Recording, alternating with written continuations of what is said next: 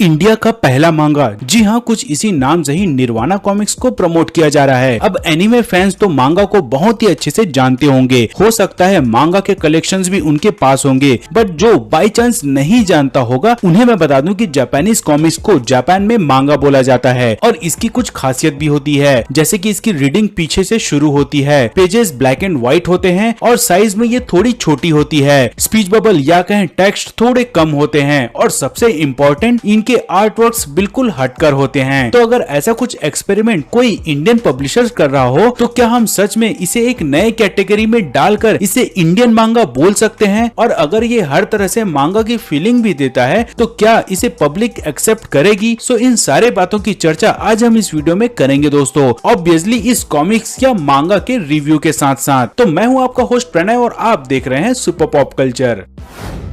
तो सबसे पहले वीडियो की शुरुआत इसके रिव्यू से ही करते हैं, उसके बाद बाकी सवालों पे जाएंगे। सो ये कॉस्मिक्स जो कि एक नई पब्लिकेशन हाउस है, निर्वाणा इनकी दूसरी पेशकश है। इससे पहले इन्होंने युग रक्षक नाम की एक कॉमिक्स भी निकाल चुके हैं। हालांकि पिछले कुछ महीनों से मेरे ट्रैवल ज्यादा करने के कारण मैं उसका रिव्यू नहीं कर पाया था, पर इनकी दूसरी पेशकश निर्वाणा को पढ़ने का मौका मिल गया। सो रिव्यू की शुरुआत अगर इनके आर्ट वर्क के साथ किया जाए तो अगर मांगा के पॉइंट ऑफ व्यू से देखा जाए तो यस, इट्स प्रेटी इम्प्रेसिव। कुछ जगह डिटेलिंग्स भी काफी अच्छी है, पढ़ते वक्त आपको एक्चुअली में जापानीज मांगा वाली भी फीलिंग आती है। तो इनका जो एक इंटेंशन था कि इसे मांगा की तरह पेश करना, उसमें तो इन्हें सक्सेसफुल माना जा सकता है। हालांकि ये इनका प्लस पॉइंट भी हो सकता है और माइनस भी, जिसके बारे में हम आगे बात करेंगे। पर आर्टिस्ट अनिमेश ने वाकई में बेहतरीन काम किया है, मुझे तो पसंद आया। वैसे मांगा को राइट से लेफ्ट पढ़ा जाता है, पर इसमें ऐसा नहीं किया गया है। इसे रेगुलर कॉमिक्स की तरह ही लेफ्ट से राइट रखा गया है और जिसका एक्सप्लेनेशन भी लास्ट में दिया गया है। सो मे बी जो बहुत ज्यादा मांगा पढ़ते हैं उसे ये थोड़ा ऑड लगेगा, बट जो रेगुलर कॉमिक्स पढ़ने वाला है उनके लिए ये एक्चुअल में परफेक्ट है। बेवजह दिमाग को अपोजिट डायरेक्शन से पढ़ने के लिए ट्रेन नहीं करना पड़ेगा। आर्ट वर्क के बाद अब बारी है इसकी स्टोरी की, जिसे लिखा है अभिराव ने,